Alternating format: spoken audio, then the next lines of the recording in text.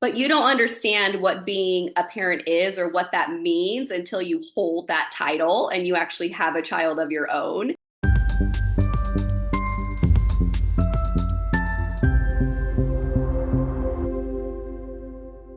Hey everyone, thanks for joining me. My name is Reesa and I'm your host.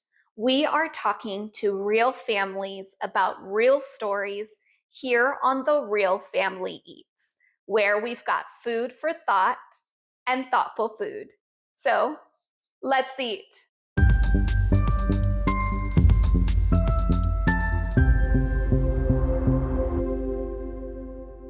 Welcome back, everyone. Thank you so much for joining us today on The Real Family Eats. I'm excited for today's episode. I have Courtney here who has graciously joined us to chat today. Hi, Courtney. Thank you so much for being here. Hi, Reesa. Thank you so much for having me. Yes, I am excited for this recipe. I've never tried it, so I'm super excited to kind of see what it's all about. But before we get started, for anybody who doesn't know you, can you introduce yourself for us? Yes, absolutely. I'm pretty easy. I'm a wife, I'm a mom, I'm a stepmom, and I am the founder and CEO of Lelo, which is a postpartum accessories company where we're taking all of those stale and sterile breastfeeding accessories and postpartum accessories and making them beautiful for moms. Wonderful. I love it. And I've checked some of that out and it is really beautiful. So just FYI. Thank And we'll get you. to hear more about that in a little bit. So before we jump in, can you tell us what recipe are you sharing with our parents today and why did you choose this one? Yes. Okay. So I'm sharing my energy ball recipe. Okay. And the reason for that is I make these all the time. My kids love them. My husband loves them. I love them. They're a great snack and they're super easy. I'm all about convenience because I'm busy all the time. And you literally just throw everything into a bowl and mix it all together. They're amazing. Okay. Well, I can do that. Can you give me the overview of the ingredients that you like to use? And I will get mixing while we chat. Awesome. So I love to use oatmeal.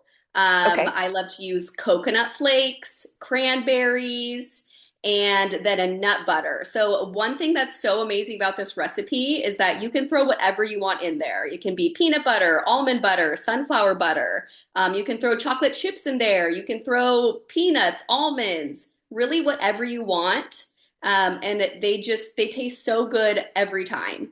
So it's Okay. just so easy. And anything that you have on hand, you just throw it in the bowl, then pop it Yeah. in the fridge, and they last. They're like a great breakfast or a great snack on the go for the family.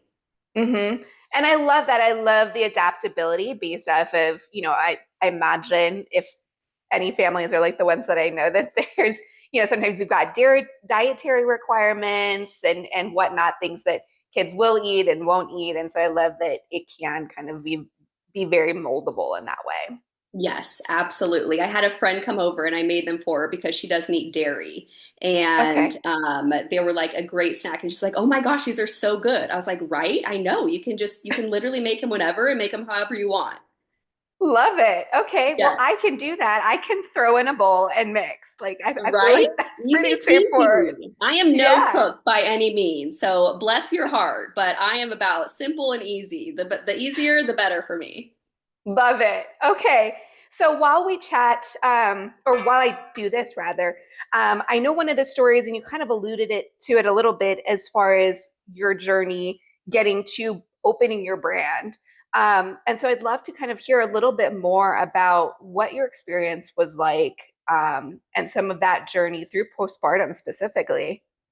Yeah, absolutely. So I had my first child. I am a stepmom and I love being a stepmom. My daughter is 9, and she's been such a blessing to our life. But I had my first son when in 2019, and Okay. I really struggled with the postpartum phase. I think I was very uneducated and I didn't do my research. And when I had him, I just remember not wanting to leave the hospital was the first thing. And Okay. I was so scared to leave the hospital, knowing that I had to go home and take care of this baby. And then when I got home, I just felt so, it was such an out of body experience for me. Like I wasn't used to how my body felt. I didn't know how to care for this baby. My hormones were going crazy. My emotions were all over the place. And it was really tough for me to not feel like myself. Okay. And yeah, and it was a struggle for me that I wasn't expecting. And I think that is probably what the hardest part was, is that it wasn't something that I expected, and then it had to be something that I dealt with. Okay. So I heard you mention kind of not expecting. And was there something that maybe, because one of the things that I've heard before is that, maybe what's advertised, what you see in the books, or maybe what your friends or your family tells you isn't always the full picture. And so was that your experience as far as maybe it wasn't what you expected? Yeah, absolutely. We're in the era of Instagram and everything looking pretty and perfect at all times. Yeah. And none of my friends had babies yet either. So there wasn't really anything to go off of. And I just Okay. hadn't heard anything about the struggles through postpartum. All I saw was pictures on Instagram and moms loving their baby, feeling great, looking amazing and ready and walking around and just carrying their baby and just being so happy. And I guess it was the feeling for me of not feeling happy inside or understanding why I wasn't feeling that way, which was really tough for me. Okay. Can you say a little bit more about that? Yeah, it was just I didn't have that sense of happiness when I was with my baby at first, and I struggled to understand how to take care of him. And I think it was self-doubt that I was placing on myself that made it tough, Okay. and I wasn't giving myself grace, and I was trying to control the situation. And I had to learn that as time goes on, you realize and you understand, and your mother intuition kicks in, and you do know how to take care of your baby. And it's Hmm. just something that you learn as you go. But I was trying to control that feeling so much as I entered into postpartum, that it made it tough for me to just kind of go with the flow and navigate those feelings that I had rather than what I thought that I should have felt like. Hmm. And so I think you mentioned such a great point, and I wanted to circle back if it's okay with you, that idea of like being happy. Because I Mhm. think that I know I can relate. I know I've heard other moms, parents, where there's almost this, disconnect because society, whomever, is kind of saying this is such a magical time and like this is amazing and sunshines and rainbows and unicorns and all these things.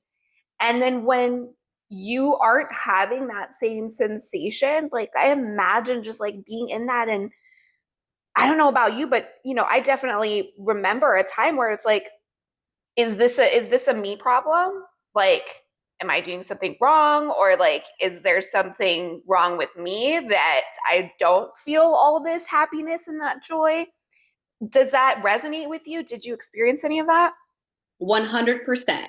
Yes. You go into this experience thinking that you're going to have this specific feeling of when you hold your baby for the first time. And then when you don't have that feeling, you feel like something's wrong with you, not with your baby, with you. And I just remember my son coming out and him being placed in my arms. And it was like such an out of body experience. Like, I knew I was supposed to feel happy and joy, but I just felt almost like awkward with holding Okay. him because I had never, obviously I carried him for the last 9 months, but it was just this human that I didn't know.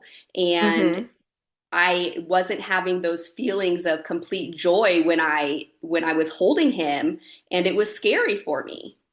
Yeah. And I imagine, so was that something that you were able to kind of express to anyone, or was there maybe even like a stigma or a worry about expressing, like, I don't feel joy when I'm holding this baby? Yeah, for sure. I was scared to say something, honestly, even to my husband. And, we talk about everything. We have such great, amazing open communication. But in that moment, when I didn't feel that way, I was so scared to say something. And I think that's probably why I was so scared to leave the hospital, is because I Okay. didn't want to have to go home and like face those emotions on my own. And I just Mm-hmm. wasn't sure how to process it in the moment and understand what that feeling was because I'd never gone through it before. Yeah. And so I'm curious for you now looking back on it, or maybe you had that insight closer to it, of just like where did that come from for you? Kind of what was the function, what was the role of that awkwardness, and of just like I don't feel comfortable taking this baby home and kind of being in that, or even just the propensity, because I heard you mention like very specifically, I didn't blame my baby. Like I totally just I took that on. Like for you, do you know kind of where that came from or why that was your instinct? Well, I think I've done a lot of growing since I've become a mom. My son is 6 Okay. now, and so it's been 6 years, and now I'm more in tune with my emotions and how I handle my emotions. Where at that stage in my life, I didn't process my emotions well. So it was hard for me to deal with something of that nature and an emotion that big when I didn't know how to process my emotions at that point either. And Mm, so now looking back on it and thinking, okay, well, if I was to go through that situation again, it's a little different because I'm a mom now and I understand how that feeling felt for me. yeah. But it was just the time and place in my life, and I think I was just naive to the fact of being a mom and what a mom meant, that I wasn't able to handle how I was feeling. Hmm. And I think that makes a ton of sense. And I kind of going back to what you said, I know you mentioned then kind of there was this urge, this instinct of like control, and that felt out of control. And so I'm Mhm. wondering, like, and you can let me know if I'm way off base here, of like, if your body's just going, I don't know how to deal with this. And so the only way that makes sense to me is like, what can I control and how can I control as much of this as possible? Absolutely. And I think that's a lot of kind of how I went through life when I was younger is like, what could I control? And if I could control it, then I would latch onto it. And if I couldn't, I would push away from it. Yeah. And how do you, I know you can only probably speak about your own experience, but how do you break out of that? Like, how do you go from that? I don't know what to do with this. I'm not feeling all the feels that maybe people advertise. And then I have to go home with this child and I'm not really talking to anybody about it, which I imagine is a really lonely place to be in. And so like, how do you move through that?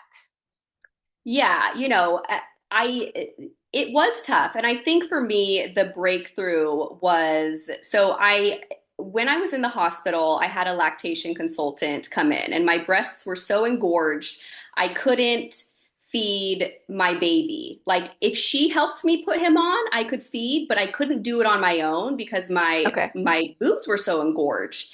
And she was like, don't use a nipple shield. It will ruin the baby's latch. Don't use a pump because it will ruin your milk supply. And that scared me so much when she said those things to me because she's supposed to be the expert. So, as the Yeah. expert, I'm like, okay, well, I should listen to her. So, I Mm-hmm. remember going home and I was in so much pain. And I called my sister and she was like, Courtney, you have to listen to your body and listen to yourself and like what's going to be good for you and for the baby. And that was kind of like a breakthrough moment for me and understanding like, I have to be the one to control how I'm feeling and control what I'm doing for my baby and realize that I'm his mom and and I can figure this out and I can be a good mom to him. So I did pump after I talked to her and I felt immediate relief. And I was like, okay, like she's right. I do need to listen to myself and to my intuition and jump in and do what I think is best rather than worrying about what somebody else would do or worrying about what somebody else might think and Mm-hmm. understand that I am his mom and I can do what's best for him and for myself. Yeah. Did you find that there was any, even after that, any pushback or maybe unsolicited words from others of like what you should be doing, how you should be feeding them, et cetera, et cetera, et cetera? Um, to be honest, I keep a close circle and I'm very Okay. lucky that my circle is very supportive. So I didn't really have anyone, tell me, this is how you should be doing something, but I know that that's what a lot of moms go through and that's really tough. Yeah. Even, following social accounts on Instagram, there's people who will tell you to do things a certain way and you think you should believe them because they're the expert. And I Hmm. think for anyone who's out there who is not a mom and is maybe an expecting mom, to remember that, that's their opinion, but you have to do what's best for you and make the decision, that's going to be right for you and your baby. I imagine though that can be so tough, like you said, in the midst of professionals telling you that it's supposed to look a certain way or you're supposed to do a certain thing. You've got social media kind of telling you this is what it's supposed to look like or what to do or what not to do. That to kind of walk that line of being able to say, like you said, kind of trust your own body and be able to kind of trust that instinct when, I imagine there are lots of people out there that have have been kind of trained to tune that out and to not pay attention to that and to kind of pay attention to all these external inputs. Yeah, when you become a first-time mom, you've never done it before. So you feel like you should be able to trust those people. But if you're Yeah. feeling in your gut, and I think that's really when I started to trust my gut the most, is when I became a mom. If you feel like something's off, like you have to Okay. listen to that for sure. Mm. Did that come like an overnight for you, or was that a process to kind of get to the gut trusting? Yeah, I think it was definitely a process. A few things had to happen. And as I realized, oh, okay, like, I was feeling a certain way and it took me a long time to change something. And then once I did, it was better. Over time, as I continued to do that, I realized, okay, like this is my gut telling me that something is off and something needs to change. And I need to listen to that. Yeah. Is there any like hot tips that you have found of ways to kind of advocate for your own guts, if you will, in spite of maybe what others say or I don't whatnot? know about any hot tips. I think you just it's really about trusting yourself and Mm. and believing in yourself that you are doing the right thing. And you know what? If you do something and it doesn't help or it doesn't work, you can always go back or you can try something different. There's no finality in any decision you make, so you can try Hmm. something different.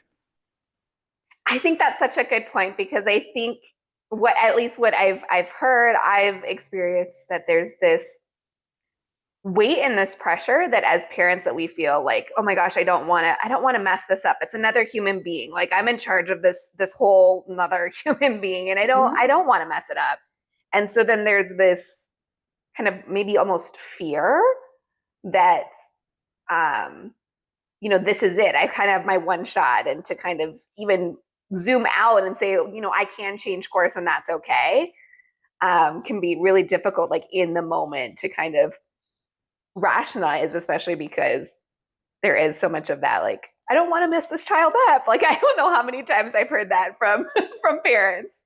Totally. I still say that to myself as I'm raising my children that, the things that I do, I'm like, oh, I don't want to mess them up. Like any reaction that I can have, you don't know what those core memories are that get stuck in their brain transform them into the people that they become. So it is scary, but it's also such a blessing to be a parent and to be able to raise these precious little humans into, the amazing adults that they're going to become. And you know what I Mm-hmm. always say is like your baby, I know it feels so crazy when they're so little and you're making these decisions, but they're never going to remember. So just remember that when they're a baby, they're never going to remember what happened. So that's the Right. time to make mistakes.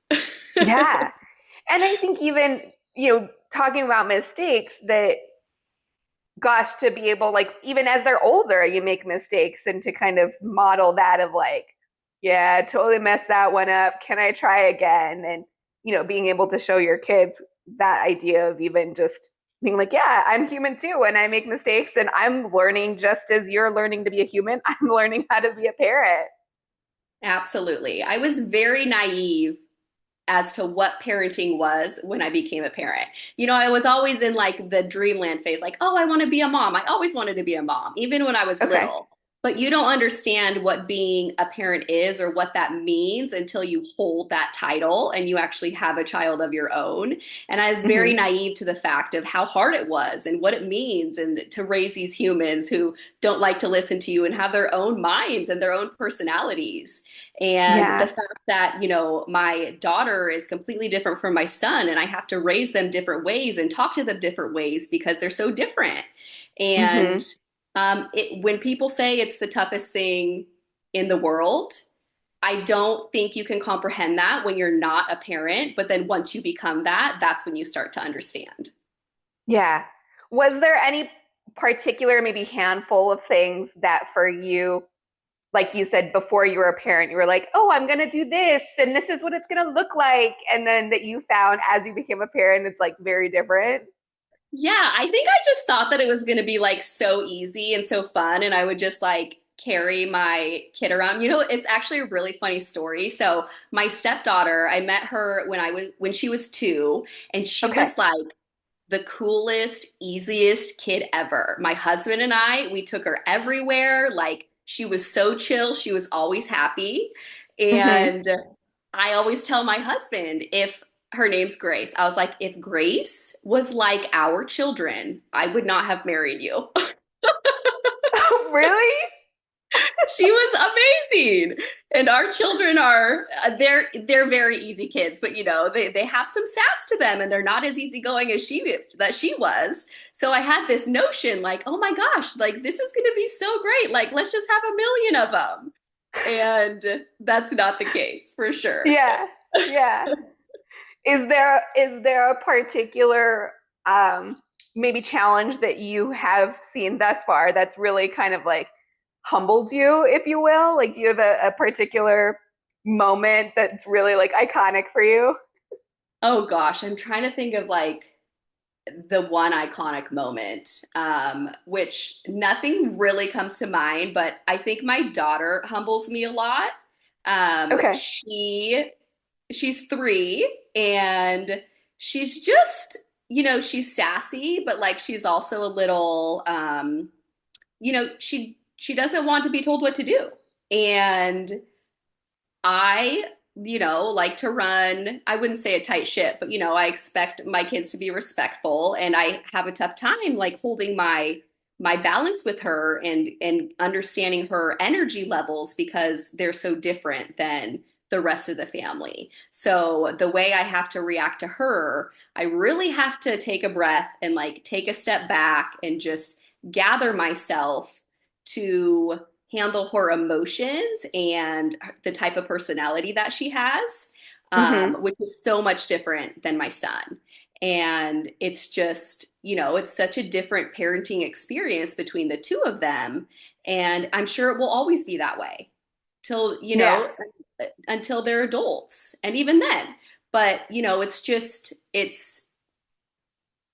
it's crazy how tough it can be in different instances with different children. Hmm. And but I think that's also important to remind other parents of like, you have to understand kind of the personality that your child has and be able to relate to that and come to their level. Yeah. Was that a difficult shift to kind of go from maybe, okay, I'm starting to get in the hang of this with your son. Hmm. Okay, I had to learn this new personality. And then in comes the third one who it sounds like, is very different. Was that a difficult shift to kind of go to that? Like you said, parenting and doing it differently and kind of figuring out what works for her. Yeah, and I think as she gets older is how it's become more difficult. When she was a baby, it wasn't really an issue, but it's more of like now that she can talk and she can express her feelings and she can have her own opinions. My son is very like zest for life, always happy, like so full of energy, just is like full of love and like wants to give you kisses and hug 24/7. And my daughter's the complete opposite. She's very reserved. If you ask her how her day is, she usually says not good. Where my son is like, I had the best day ever every day. So it's more of like, not making her feel bad for having I don't want to call her negative, but just having a more, reserved personality Mm-hmm. than my son does. And sometimes it can be, I just want her to like just be positive and be, tell me that she had a great day and tell me about her day. Like she won't open up. You really got to dig with her. Whereas my son, he will talk your ear off. Like he does not stop talking all day long. And for her, and maybe that's why she doesn't talk because he's always talking, but for her, you really have to dig and you have to pull things out of her. And, you got to get to her level and understand where her energy level is. And it's just, it's, it's a complete different relationship between the two of them. And that's okay. And obviously, Mm-hmm. like I love her for who she is. And I just have to remember that that's who she is and she's meant to be that way. Yeah. And that's such a great reminder because I think even that, it's that leveling up when you aren't a parent, then you become a parent. That's a whole new challenge and a whole new bag. And then when you add a different personality, what maybe worked for one kid doesn't always work for the other. And it can be, I think for a lot of parents that are now adding second, third, fourth, that just kind of that shift of like, hey, I was just getting in the hang of this and like I was doing really good. And then now what? Like this doesn't work too? Right. Totally. Totally. Yeah. Absolutely. I'd love, thank you for letting me go for the segue as far as some of that. But I wanted to kind of bring us back to some of that postpartum journey that you had. And you had mentioned kind of the breastfeeding. And I know just, based on some of your products, was there a part in your journey, even just, talking about breastfeeding, let's start there, that maybe was challenging and was a little bit difficult, that maybe was an inspiration for kind of where you decided to go with your business and whatnot? Yeah, so my business all started when I was using a nipple shield, is kind of how my idea sparked. Okay. And so I didn't use a nipple shield for the typical reasons that lactation consultants typically tell you to use one for, like if your baby has inverted, or if you have inverted nipples, your baby has a tongue tie or latch issues. I used one specifically because my nipples were so tender from the baby feeding all the time. I just needed a little bit of relief. Hmm. And it really helped me. And that was a tip my sister gave me. But when the nipple shields are clear, and I would always lose it and it would fall, on the ground or get in stuck in the couch, or, in the middle of the night, I couldn't find it in the bed and it was so frustrating to me. And I was like, where are the colored nipple shields? This is so crazy. And I couldn't find one. I couldn't find one anywhere.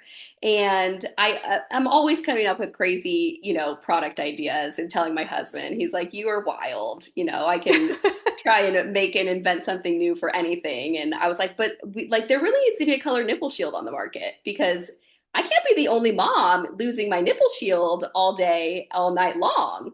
Yeah. And so I decided to go for it and I made a colored nipple shield. And that was kind of the starting point of my idea behind the brand. Okay. And then I was kind of thinking like, well, out of all of these accessories that I use and every woman uses postpartum, they're also stale and sterile and clinical. And why can't they be beautiful and pretty? Like, if there's anyone who deserves pretty accessories that bring a little bit of joy, it's a new mom. We always put so much Okay. emphasis on the baby and what the baby has, and, cute clothes for the baby, and like having beautiful nurseries. And we always forget about the mom and like how the mom's being taken care of and the self care and the self love that she deserves. And I just wanted to create a company for moms that I just hope that when they use our accessories, that they are reminded of their beauty and their worth as a mom. And it just brings them Hmm. a little extra joy through their postpartum journey. Can you say a little bit more about that? Like we pay so much attention, there's so many cute things and kind of doting on baby, but not mom. Why do you think that is? I don't know. And to be honest, I do think it's shifting a little bit to the mom because I think Okay. society is realizing that, the mom is the one who just did all the work, carried the baby, brought this baby into the world, is the one who's the main caretaker of the baby in the first few months. And so I think there is a little bit of shift, but I you know, past society, I think it was more about, it's the newness of the baby and, everybody loves babies. How could you not love a baby? So the focus just was shifted to the baby when really the focus should be on the mom. Hmm. Why is that so important for you? That focus be on mom as well, I, or if not yeah, more. absolutely. The transition into postpartum can be tough, and it's not tough for everyone, but it can be tough for many moms.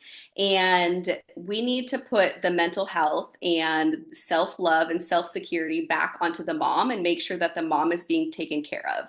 Just like, Hmm. there's the saying, like, you can't take care of your baby if you don't take care of yourself. And from the get-go, the the message needs to be that we need to take care of the mom and make sure that she's in a good place so that the baby can be in a good place as well. Yeah. Do you find that that was something that you struggled with, even like giving yourself permission, getting that permission, whatever that looked like for you, of even just that, like you said, that self love, compassion, that grace? Was that challenging for you? Was that a difficult one to kind of get to? Yeah, it was. And I think it can be for many moms because when you have your baby, the energy and everything that you think of becomes about the baby. And it is easy Hmm. to forget about yourself. And I think maybe that's part of the reason why it's all about the baby is because us as moms do it too. Because our motherly instinct kicks in and it becomes not about us anymore. It becomes about our family and about, how we need to care for our new baby. And so being able to bring something to the market that just reminds a mom that, she needs to remember to take care of herself as well is really important to me. And I want, that shift to be made in the world to make sure that we are focusing on the moms just as much as we're focusing on the babies. Yeah. Do you find that you ever received the message, whether it was from yourself, from anybody else, that shifting that, taking that time and priority was selfish? I don't think so. I don't feel like I ever received that message. Hmm. It was just something that I kind of came to a realization over time. Um, I think I put the pressure on myself to feel that way, not necessarily anyone else. Okay. It was my own perception of being a mom and this responsibility that I had now that I was putting Hmm. on myself. It wasn't necessarily anyone else. Gotcha. And can you say a little bit more about that? Like, what was your brain kind of trying to convince you of? Like, I have to do these things because if I don't, kind of what would it mean or what would it say about you or your abilities or whatnot? Yeah, I think it for me, it was just more about, the new role that I had. It wasn't necessarily anything that I felt or that anyone was telling me. I just Hmm. knew now that as a mom, it's kind of like my control part kicking in of like, I now have to care for this baby. And it's not about me anymore. It's not about Hmm. me. It's about my role as a mother. Yeah. And I think that's so, gosh, I've heard that so many times where that is the, even if it doesn't come externally, but just like you said, like an internal kind of, this is now my responsibility, so much so that I feel like many parents kind of go to that extreme of just sacrificing so much of themselves, so much of their wellness and their own identities, even for this idea that I have to just give. Mhm. 100%. Even at this point in my life, I have to make sure that I have time on my calendar to take care of myself. That I'm Mm, working out, that I have a chunk of time during the day because that's what makes me feel good. Like when I can exercise, that's good for my brain and for my body, and that's what I know makes me feel good. And so I need to make sure and plan that out. Now, at the same time, I'm thinking about what we're having for dinner, all the laundry that needs to be done, the bathrooms that need to be clean. I need to go to the grocery store, like all of these other things. I got to pick up my kids from school, like we got to do homework. All these things are Yeah. going through my brain at the same time, but I have to make sure that, and if I didn't plan that time out, it would never get done because I'm not thinking about that. Like the self-care piece you're talking about? Correct. Yeah. Hmm. Yeah. Is there something that for you have found really is kind of key, optimal, kind of fill your cup that's your like go-to? Oh man. Well, my husband and I do date night every 3 weeks, which we also had to plan out, which has been really Okay. important to us. So every 3 weeks, it's on the calendar, like it's a non-negotiable. We get a babysitter and we go out. And it's not like Hmm. okay, let's, it was a thing where it wasn't happening to, we weren't going out because we never had a babysitter. And I was like, we need to plan this and put this on the calendar that every 3 weeks we do this because if we don't, it's not going to get done. And so that is like a fill your cup for me for sure, is spending time, one on one with my husband. Also early bedtime. I love early bedtime because that time Okay. from 7 to 10 is just me and him, which is really important for our relationship to, talk and be together without the distraction of kids. Hmm. Can you say a little bit more about, at least in your experience, why that has been so beneficial and such a fill your cup? Because again, I can't tell you the number of like empty nesters that's like, oh, we'll get to that later. And then by the time kids are out of the house, they're like, I don't know who this person is. And so for you, kind of why was that so important that you were like, we have to put this on the calendar? Yeah, you just gave me goosebumps when you said that because it's so true. It's like, you have these kids and then you lose yourself in your relationship because all you talk about is the kids all day. Mm, Like, we need to go to sports. We need to do this. Do we want to put them in dance? Like, what are we going to do this weekend? It becomes all about keeping the kids busy and what the kids' schedule looks like. And you lose that relationship with yourself and your yeah. partner. And I have to give the credit to my husband because he is the best at this, at making sure that we stay connected because it is easy to lose sight of that and to lose that connection piece with Hmm. it. So it's become important for him, which makes it important for me. And I am so grateful that that has become, one of the things that we really focus on because if we aren't connected and we're not on the same page and we don't have good communication, we can't be good parents for our kids. Can you say more about that? Because I think that's where sometimes people miss that part. Yeah. So, I said we can't, if we don't have good communication and we aren't connected, we can't be good parents to our children. Hmm. And they see that we are on the same page 24/7 and that we say the same message and that, we have the same rules, we stand the same ground. And so they know that we are a team and we are a unit. They can't go to Hmm. dad and say one thing to try and get mom to say the other thing or vice versa. It's always the same message from whatever parent that it's coming from. Yeah. Have you seen like, is there a particular moment, whether it's your own self care, your relationship self care and self love, that you've kind of seen that benefit or the rewards, if you will, from that priority, and the investment, if you will, that you've put into it? I think the one thing that my husband and I love the most is seeing how loving and caring and kind our children are. We are very Hmm. affectionate towards one another. We love, to kiss and hug in front of the kids. And our kids are like that too. And, they're very sweet and they want to hug everyone. Sometimes other people don't want to be hugged. Our kids are the one who are going up hugging everyone.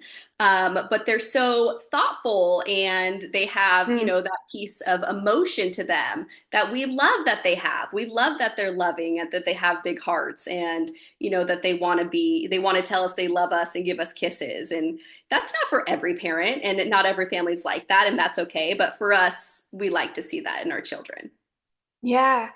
And I think that's such an important thing that sometimes we forget is that the power of modeling that, not just kind of the do what I say, not what I do, but that when they're actually seeing it live in front of them, kind of the impact and how much it does actually get internalized.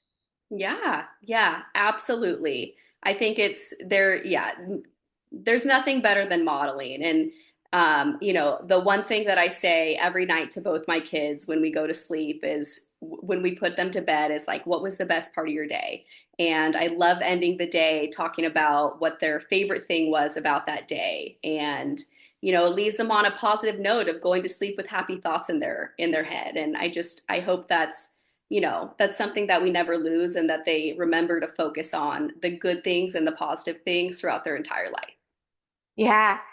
Okay, so what do you say though? Because I've heard this one before that when you talk about scheduling your date nights, people go, that's so not romantic. Totally. Yeah, I understand. But, we try and make it fun. Like, we're not doing dinner every time. We'll go, we live in Baltimore, so we'll pop up to Philly or down to DC or find something fun to do.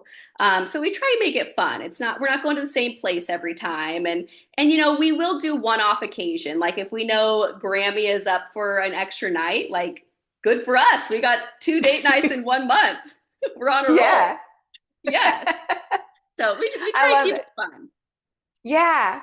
And I think just that flexibility, like you said, of maybe even just adapting how you're kind of looking at it, that truth be told, you can't what what relationships look like kind of pre-kids or at the early side may not look like what it looks like now. And so we can either kind of go, well, I guess we can't do it because it can't be the exact same it was before, Yeah. or we can kind of have that flexibility, the adaptability, and what it looks like now, and can that still be okay, even though it's a little bit different, a little scheduled.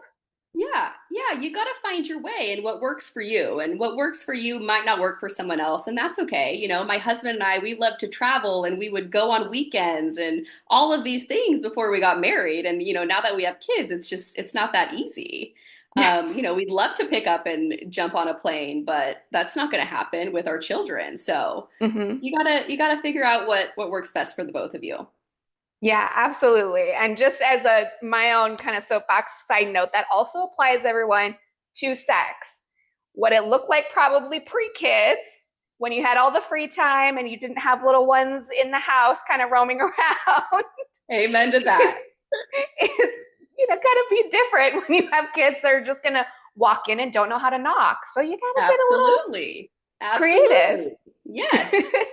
100%. Tell my husband Yeah. that, okay? Okay. So just FYI, if you're listening to this, just He get forgets that creative. piece sometimes. Yeah. And I think so many of us do because like you said, we're spending so much energy, so much time that it's like sometimes it feels like it's one more thing I have to add to my list of things that I have to do. But gosh, that is one of the things that I have seen just on the professional side helps parents actually be able to flourish is when we can get a little bit more of that physical intimacy as well. It kind of, whew, it relieves some of that pressure. And it does, maybe it's, like I said, creative. It's like a quickie in the garage because it's just like, this is the time that we have. Like, hey, meet me out there. 5 minutes, all I Right. need. Yeah. I mean, you can schedule that too. It doesn't have to be the same time. You can meet in the garage 1 week and then, the next Right. week you meet in the bathroom. Like you can make it fun. 100%. I love it. So, hey, Courtney's husband, listen up. That's what I'm telling you. Thank you, Reesa. Thank you. You're welcome. Anytime anybody else wants me to tell their spouse too, just send them my way. I love it. Okay, so as we wrap up here, one of the questions that I love to ask my guests is that if you had access, so I'm a big Back to the Future fan. So if you had access to a DeLorean and you could go back in time, um, not to necessarily change something and rewrite history, but to go back to yourself at a particular age or a particular time in your life and offer yourself something, whether it's a word of advice, a phrase, a hug, when would you go back to and what would you offer yourself? That's a beautiful question. And, You had no idea, but we are huge Back to the Future fans Do here. In the other room right here, we have a Back to the Future poster on the wall. you really love it? Yes. I would probably take myself back to college, Okay. and I had an amazing time in college, but I was also trying to find myself and didn't really understand who I was, I think. Um, Oh man, what would I tell myself? Just that everything's going to be okay. Like the life that you dream of and that you want for yourself is in the future. So just Hmm. take a breath and just know that everything's going to work out how you want it to work out. Yeah, I love that. And I wonder too if in that moment, and for anybody listening, it does kind of relieve a little bit of that pressure to kind of always be on it and just like that worry, that fear driven kind of like you mentioned control, going back to that piece of it. Just give us a little bit of a permission to be like, it'll work out, in the Yeah, end. and you know what I found is like it always does. It Hmm. always works out. Whether you're going through something that you think is the worst thing in your life, like on the other end, there's always light and there's always beauty in everything that you go through. And no matter what's happened to me, that's always the same message at the end of the day. I love that. Awesome. Okay, so now is one of my favorite parts in the show of shameless plug. So I know, we hinted a couple times as far as your brand and your website. Tell us what services, what products that you want to just share with parents. How can they find you and get connected? Absolutely. So our first line is a breastfeeding line. So think breastfeeding essentials, nipple shields, hot and cold breast therapy packs, lactation massagers, nipple balm, silver nursing cups, anything that you would use on your breastfeeding journey, we sell, and it's just more beautiful. My website is www.wearelelolo.com. That's Lelolo. And we're on Instagram at We Are Lelo. Wonderful. I got to ask, where did the name come from? Funny question. Okay, so Le Lolo, and to be honest, I don't know if I'm saying it properly. It's a French word, and what it means is the tit This in really, French. Yes. I love it. So a little play on Wonderful. words for all us mamas out there. Yeah. Yes. Awesome. And as always, anybody listening, we'll make sure all of that is linked in our show notes so you can definitely get connected if that resonates or you want to gift it to somebody who's expecting, because it can be super duper helpful. Because as we talked about, breastfeeding can be really hard. There's a Yes. lot of We extra have stuff that go 100%. for We it. have a beautiful box that comes in, it comes in a linen keepsake box for baby. So all Mm. of our accessories come in the box, and then you can also keep the box to keep all of your precious memories for your baby in it. It's a Wow, I beautiful, love that. giftable box. Yes. Yeah, that's amazing. So make sure to check that out, everyone. Courtney, thank you so much for being willing to share a recipe. I've got my boss here. Oh, that I'll put in the fridge. I hope you And love them. yes, I mean they've got all good stuff that our family loves, so I'm sure we will. And I'm so thankful also for you being willing to chat unfiltered and raw and sharing that this is really hard and there are a lot of things that we should talk more about. So I appreciate you being willing to share your story. Absolutely. Thank you so much, Reesa, for having me. I had an amazing time. Awesome. Well, thank you everyone for tuning in. We will see you next time. If you or anyone that you know is struggling with any of the topics that we discussed in today's episode, make sure to check out our show notes for support and resources. You can get help. Thanks again for joining us on today's episode of The Real Family Eats. If you're a parent ready to share your real life parenting story, make sure to reach out to us in our website found in the show notes. And that goes for today's recipe, social medias, support, and resources. All of that can be found in our show notes. So make sure to check them out. And make sure to follow, like, share, subscribe, and stay up to date on all things The Real Family Eats. I hope you'll join us next time for more food for thought and thoughtful food. Enjoy your eats.